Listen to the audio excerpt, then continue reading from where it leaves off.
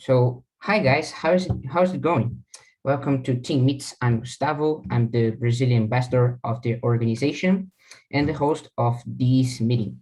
So, I'm here today with Daniel Hartz. He's the founder of Sustainability Champions and an Instagram page whose work is to spread knowledge about sustainable and ecological stuff. So, hi Daniel, thanks for being here. Hey Gustavo, good to be on the show. Thanks for having me.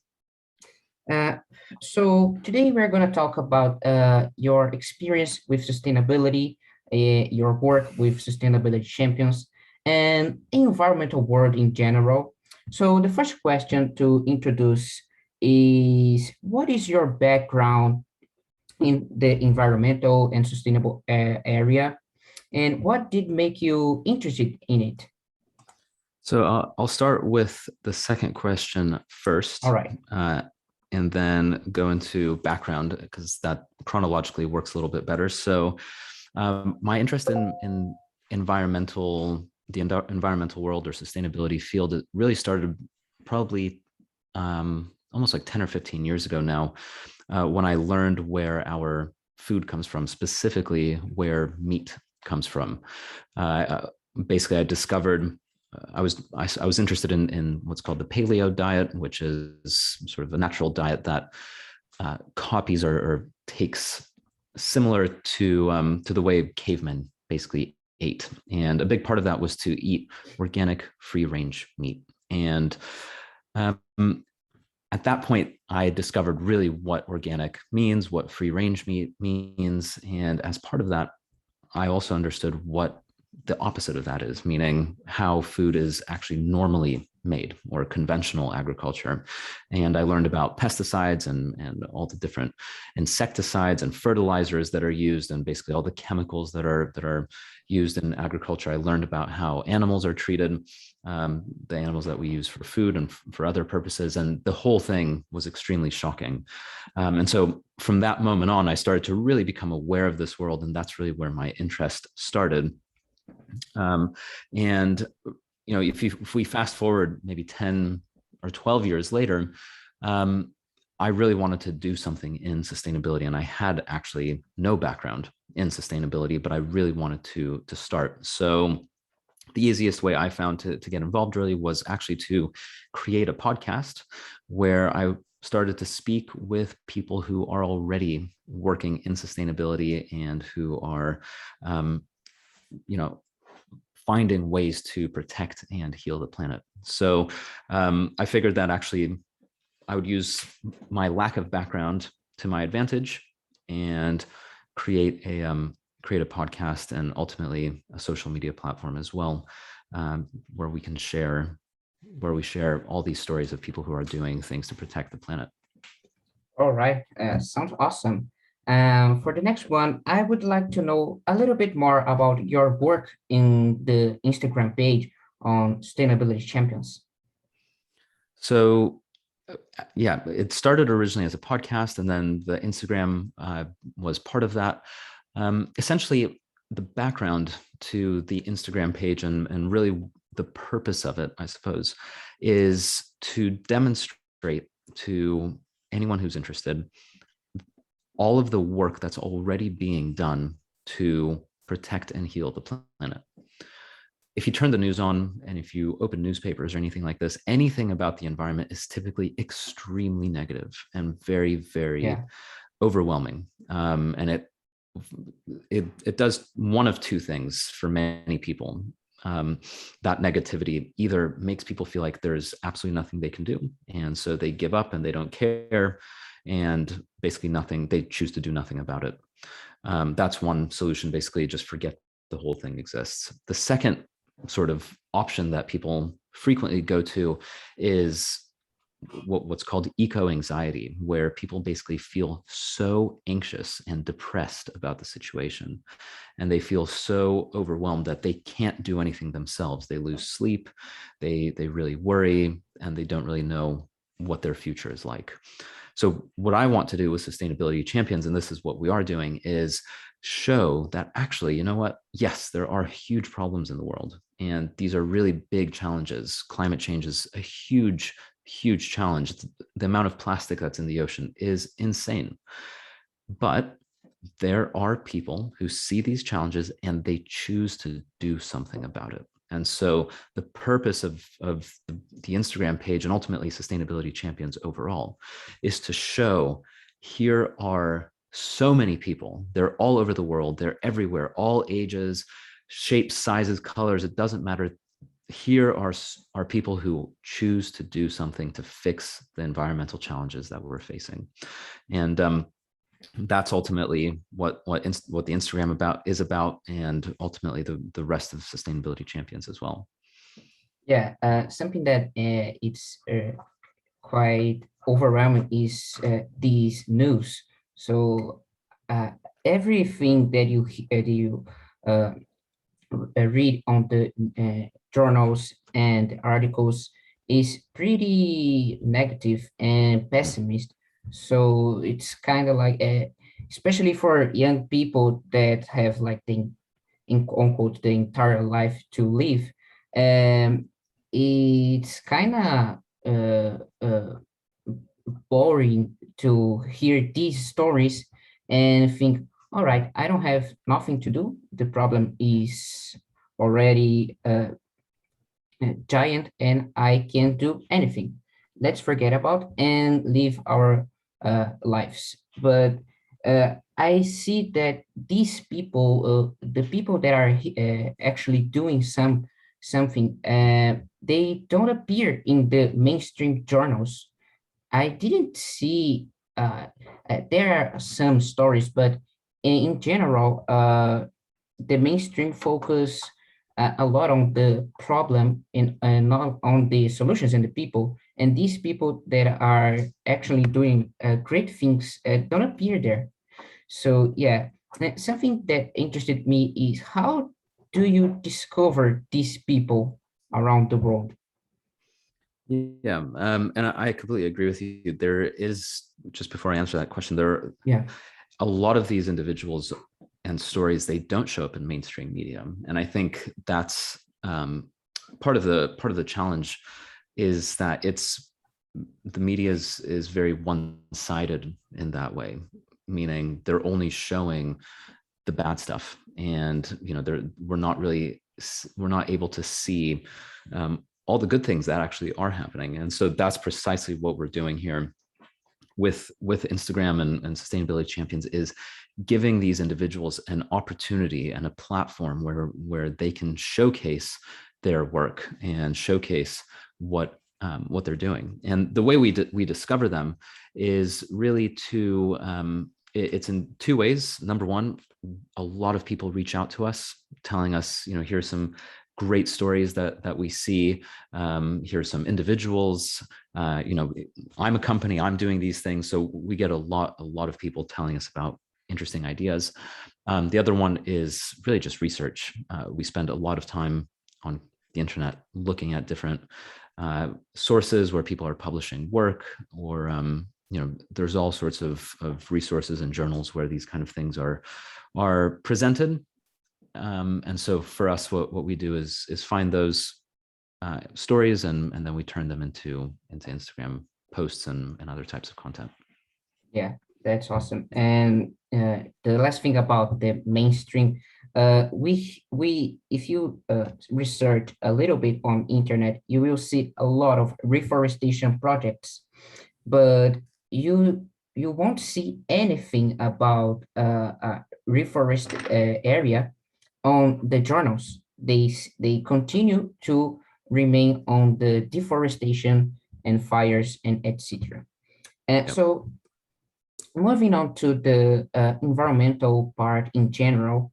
So my question is, what are your thoughts on the reason why society has been so negligent with the environment and nature in general for so many years?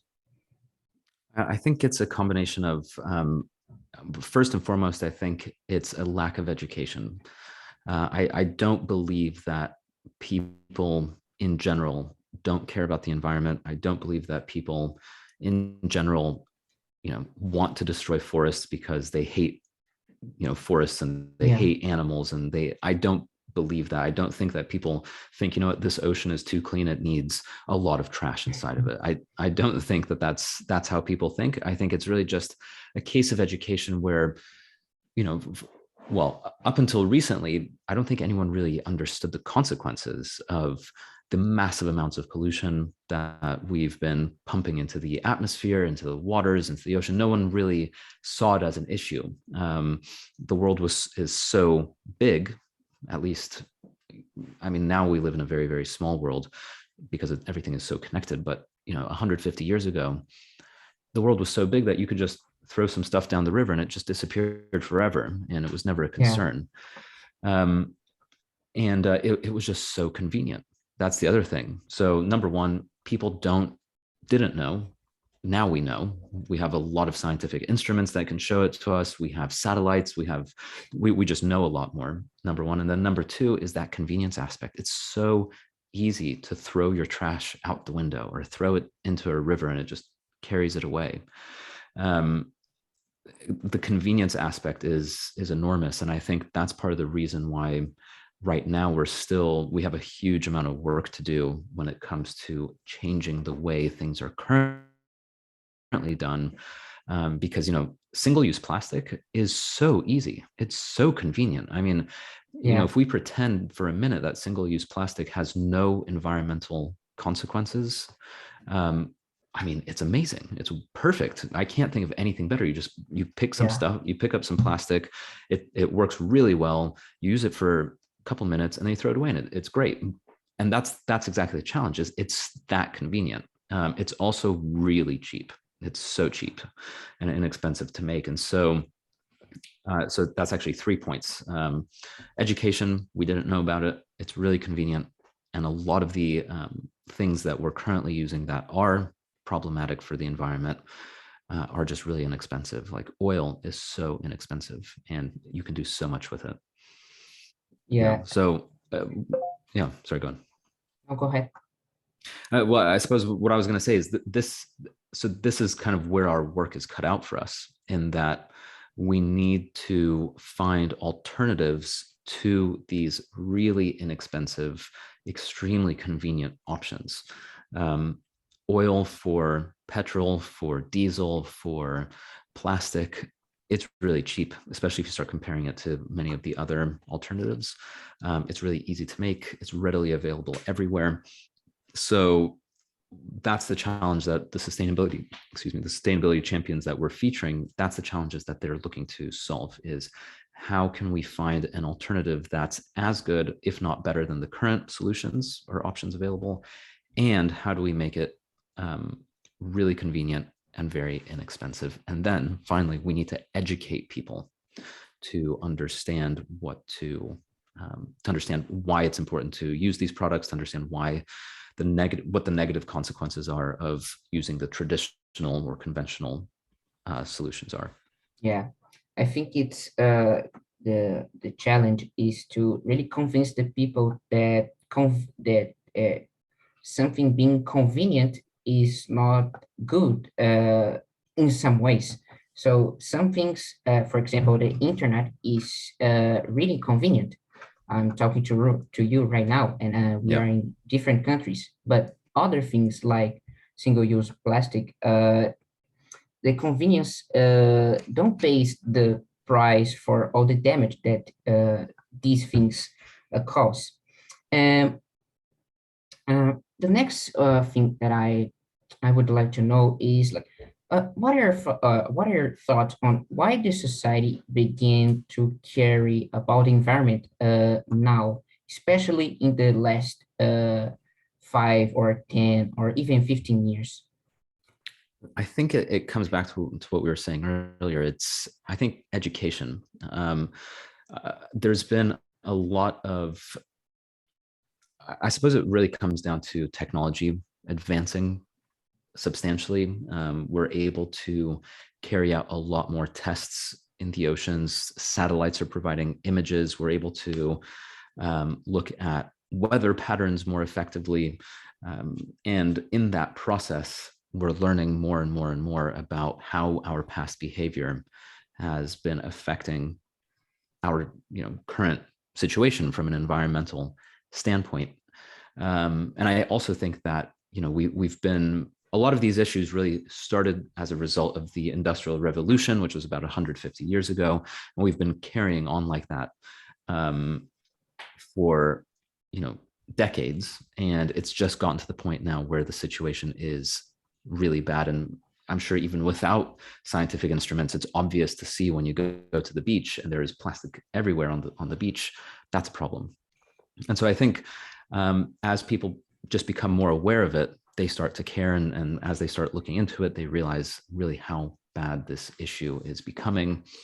And it's education. I really think it's a case of education. And the point of education, although sometimes it's not really as interesting as some of the amazing innovations that we're seeing on, Sustainability Champions, for instance. There's some incredible innovations, people coming up with cool technologies to, create clean electricity from like a football or a soccer ball, or you put a bicycle wheel that purifies air as you go. These are amazing ideas and concepts. But I think underpinning all of that, the base of it, the root, the most important factor is education for everyone, because the more people know and the more people understand about what the challenges are and what the solutions can be and what they are, the more effective we will be at actually acting and making those changes. So I ultimately think that it's just becoming more aware of what's happening. That's really why people are caring more and more and more. Yeah, awesome. Um, my next question is, I think you already touched on it, but what do you think it's an effective way of like mitigate the environmental problems uh, and really start to build or continue to build a good relation with nature? So yeah, there's a couple of questions there. I think to mitigate, I see those two questions sort of as separate kind of ideas. So number one, Yeah, to mitigate the negativity, or I would say the negative impact that we've had on the environment, and ultimately to reverse it and then to become sustainable. Number one, education, as we just talked about. And then number two, I think as individuals, we have a lot of power yeah, to really dictate how companies and businesses actually work. So businesses exist to make money. That's why most people start companies, because they want to earn money. And so what businesses are ultimately looking to do is to sell things to consumers like you and like me. So if you keep buying things from someone who makes single-use plastic packaging things, well, the company sees that as you basically saying that you like that and you want them to continue. However, if you stop buying that and you say, I'm not going to buy any of this until you stop using plastic, and you start buying from a competitor who doesn't use plastic, instantaneously, that company will quickly see, especially if a lot of people start doing it, I need to make some changes because we're losing money. So each one of us has that power to make that change. It's every single time you take out your cash, your credit card, debit card, whatever it is, and you're about to pay for something, you are voting for what you want to exist in the world. So that's a really easy thing, and it's a lot of power. You have a lot of power with that alone. And that demand makes a huge difference, because I think that a lot of the challenges that we're facing today in the environment are a result of businesses creating yeah, pollution in one way or another, and waste. But those businesses exist to serve people like you and me. So who's at fault here? So I'd rather not point fingers, and I would just say, here's the solution: create the demand and push companies in that way to make changes.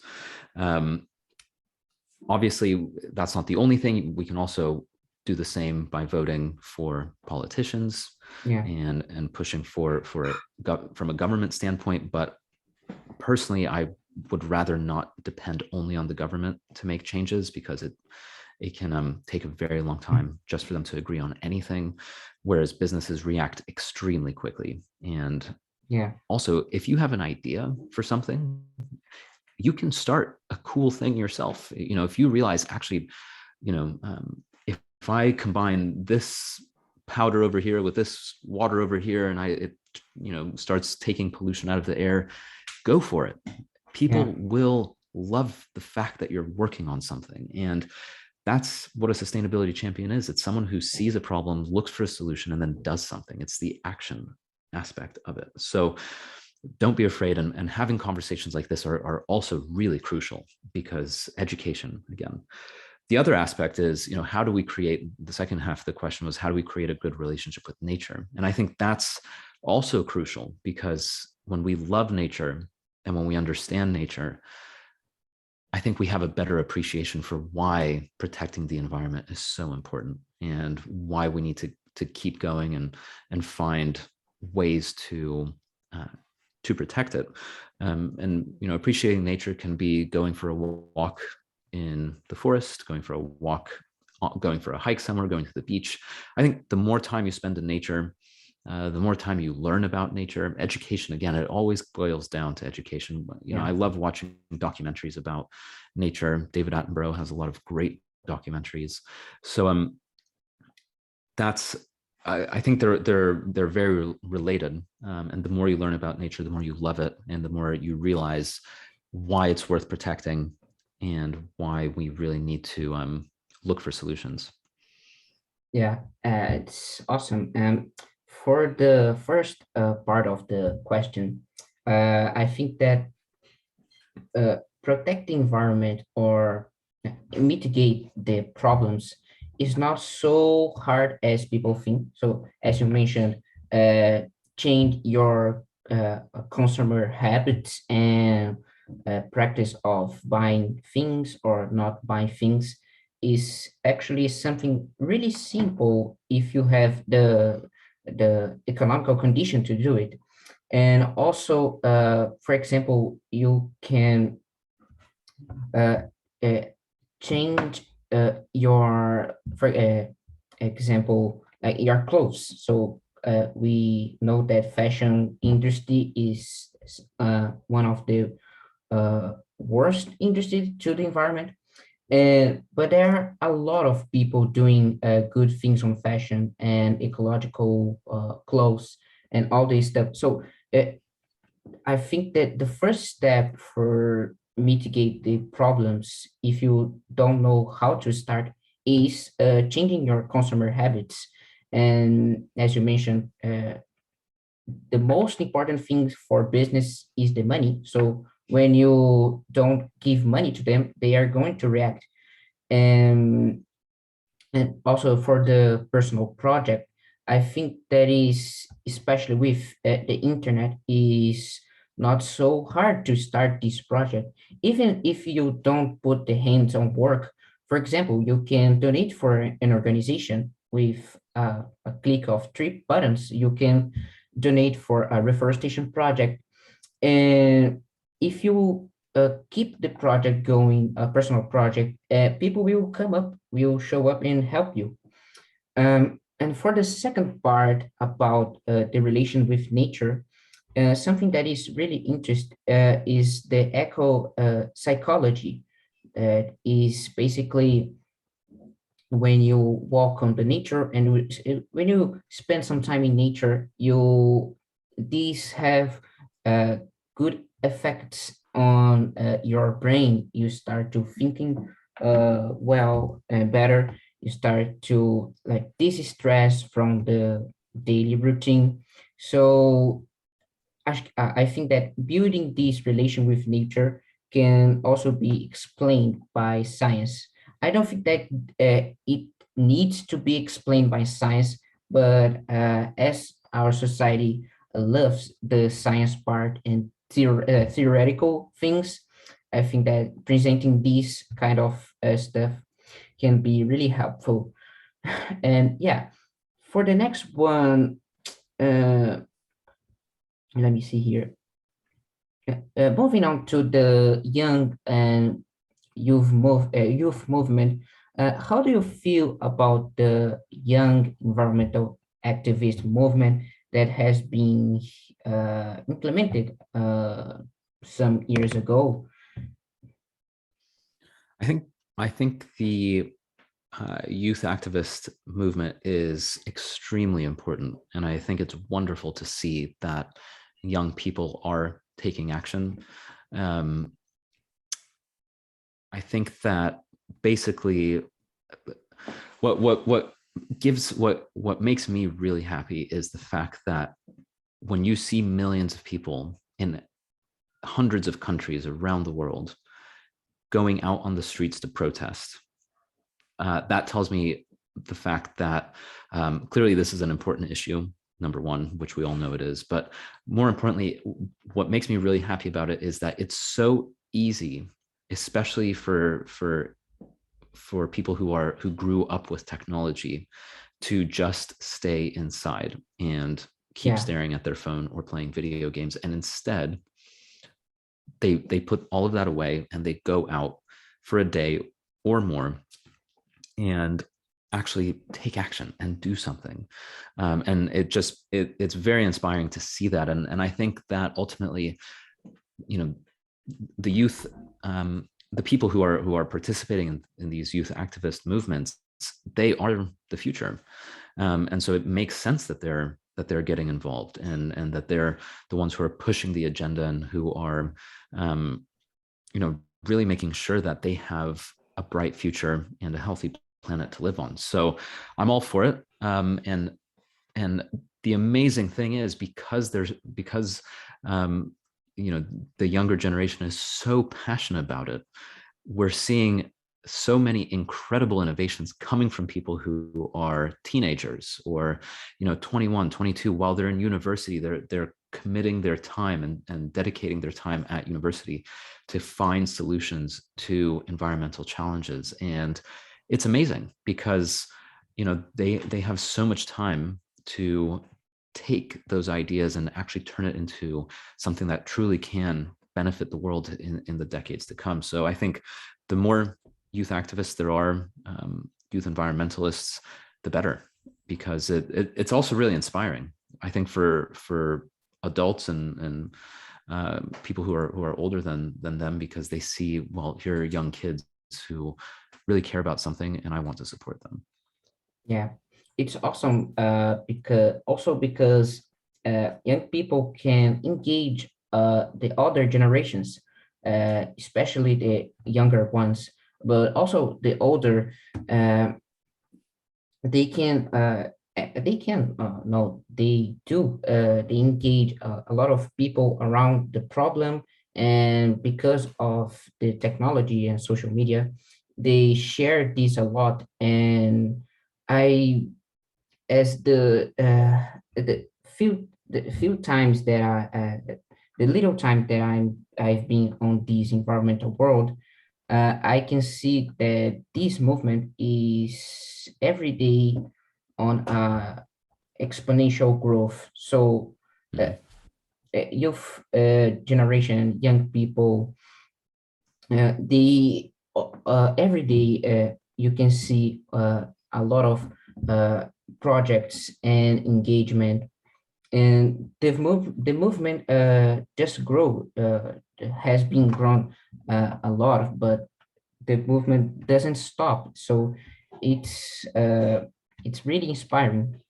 And for the last question, what is your advice for young people that want to be part of this movement and uh, take action on the sustainability and ecological things? Yeah, what is your advice? Yeah.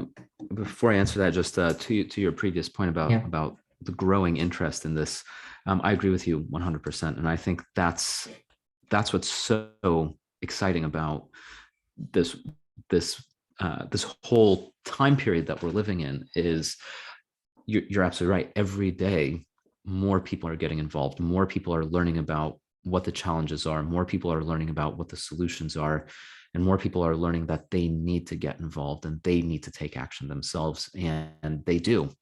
And so things are actually happening and changing. Yeah. um, and so it's truly amazing. And I think the fact that um, they're starting to teach about sustainability and the environment and all of this in schools. um, and I think it's amazing because what ends up happening, like you said, kids have a lot of they're able to persuade their parents on many things. And it's frequent. I remember when I was a kid, I would persuade my parents to do certain things, whether changing the food we buy to something healthier or whatever. But you hear these stories about kids 5, 6, 7 years old who just learned about recycling, for instance, or composting for the first time, and they come home and they say, "Do we compost?" And the parents say, "No, we don't." And then they don't stop asking about composting until the parents finally say, "Okay, okay, okay, we'll compost." And you know what? Those little actions make a big difference. And the more this education happens, the more the movement grows. And so, going to the point about advice, I think I said it 100 times already, but I'll say it again. Education, number one, learn about the challenges. The more you know about what is going on in the world, why it's happening, and personally, I think more importantly, to some degree, what the solutions are, and focus on those solutions. And that can come in a thousand different ways, in an infinite number of ways. Um, David Attenborough said in one of his films that the most important thing that we as humans can do to save the planet is don't waste anything. And so if you can practice that as much as possible, waste absolutely nothing. If you think about that, it really means that you have to change the way that you buy. Your shopping habits need to change, because if you're using like a plastic pen, for instance, when you're done with it, you're going to have to throw it away. There's nothing you can do with it. So instead, go back a step. Do I need a plastic pen, or maybe can I invest into a nicer pen that I can use for many, many years? But aside from that, I would say learn, watch podcasts, follow sustainability champions to get inspired if that helps. Have conversations like this, talk to your friends, see if you can get classes at school. Again, you have the power to make these changes. You can do it. It's not someone else. I'm actually talking about you, Gustavo. You can do it. And Yeah. everyone listening here, you can do this yourself. You have the power. People will listen to you. Take a look at what Greta did. She was just standing there by herself, and she created this entire movement on her own from pretty much nothing. So you can do it. And I think I really think that it's important to stay optimistic, stay positive as much as you can. If it helps, stop watching the news, because they really focus on negative stories. That's what sells. So that's what they want to show. I very rarely watch the news now, just because it's too negative for me, and I really want to focus on the solutions. So there's a lot of things that you can do. Even Google it. How can I be more sustainable at home? There was a great idea that I heard from someone that I interviewed on the podcast, which is every week find one new sustainable habit and do that. So, the first week, maybe you switch your toothbrush to a bamboo toothbrush. Then the second week, you switch to a sustainable toothpaste that doesn't have single-use plastic. And then the third week, you find something else. You start composting. The fourth week, etc. And after 52 weeks, after 1 year, that's a lot of changes. And I'm sure Yeah. your house will start to look a lot different. So these are ideas, and you can challenge your friends to do this. You can see if you can do something at school. You can raise money, as you said, as well, to support organizations. The list goes on and on and on. All you have to do is just think for a couple of minutes. What do I care about? What interests me? And how can I make a difference? How can I take action in this area? Yeah, that's awesome. And uh, commentary is like you said that you can do a lot just by doing small actions, and that's Hmm. true because uh, sometimes we stop and think, oh, there are a lot of environmental problems like in the ocean, in the forest, and in the air. I need to handle all of them, but actually you do not. You can focus on the most appealing for you. For Hmm. example, for myself, I really like the conservation and reforestation area. So I dive deep into these and one, and I'm raising a fundraiser for for a reforestation project. And I'm also interested in marine conservation, but I'm not going dive deep into because it's not my mainly focus. But you can choose a focus because a lot of people will choose another focus. So if we can build this community when everyone focus on one thing and doing well on this thing, we can really make this change happens. And I agree. Yeah. so, Oh, yeah, that I say the same thing every single time. I think it's and I think this is where eco anxiety becomes an issue. Is you think I need to solve every single problem that exists in the yeah, whole wide world, and as much as we wish we could do that, I mean, you know, if we had those kind of superpowers, that would be amazing. um, what Sorry about that. What would be more effective is to focus on, just like you said, the what's one or maybe two things that you really care about. And reforestation is really important, marine conservation also really important. They're all equally important in their yeah, own way. So you can't make a wrong choice, especially because we are all different.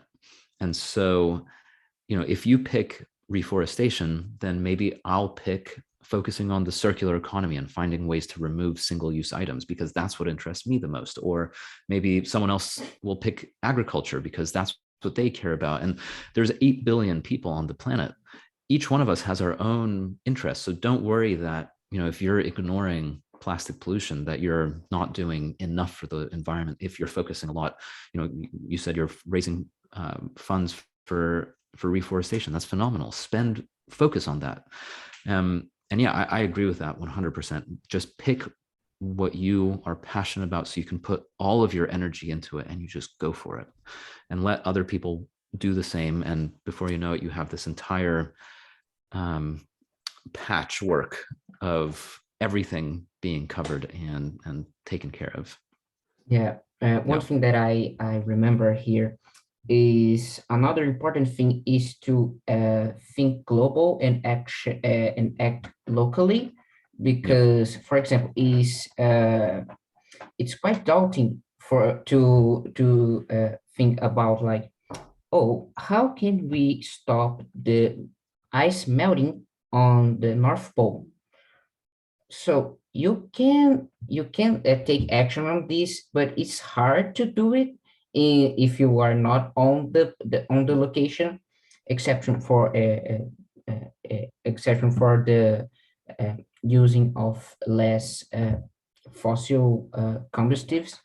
But you you can take a small action, a really small action in the melting ice on the North Pole, but you can take a lot of actions in your neighborhood or your city or even your country, because acting locally, uh, it's more effective. For example, you can go outside and clean your street, and then you can clean the streets of your neighborhood, and then in the city, and the list goes on. Um and focus on the local part is more effective, I think, because you know the area, you know the problems that the area have, the people there. So it's interested in actually, it's daunting and to think, oh, I need to save the savannas in Africa. Well, you can do it a lot of to help these, but you're not there. You stay in your, you continue to be on your sea, for example, South America on or Europe, and but you can do a lot of in these small things in your neighborhood. As an example, I'm in a big city, São Paulo, in Brazil, and as all the others the big cities in the world, the pollution and the air, it's terrible, it's horrible. So basically, we are here now in the winter, but it's like I think it's for 24 Celsius degrees for the winter season. It's a lot. It's uh, so much warmer than is and has to be. It seems to be the like the fall or the spring. So thinking on that, you can, for example, using more bikes in using less cars. It's kind of cliche thinking of using bikes and less cars, but it's true. You can do a lot on not on you can do a lot on not doing something. So I think that think globally and act locally is a very good way to approach these problems. Yeah, absolutely. I agree. I think it's an easy place to start, and it also makes the challenge a lot less overwhelming because you break it down into something small and easy to comprehend. And as you start getting better at taking care of things on a small scale, then you can keep expanding and Yeah, doing things bigger and bigger and bigger until eventually maybe you have a global solution that really can work globally. But yeah, I agree. Start small, act locally, and think globally. That's yeah. a great point. And if you think about the big projects and even companies, they started on a really small idea. So if Mhm. you start on acting locally and in a small level, you can, as you said, expand for an international. And so, yeah, thanks, Daniel, for being here today. I really appreciate that. And thanks, guys, for listening and seeing this meeting. And I see you in the next time. Thanks so much, Bye. Gustavo. Take care, everyone.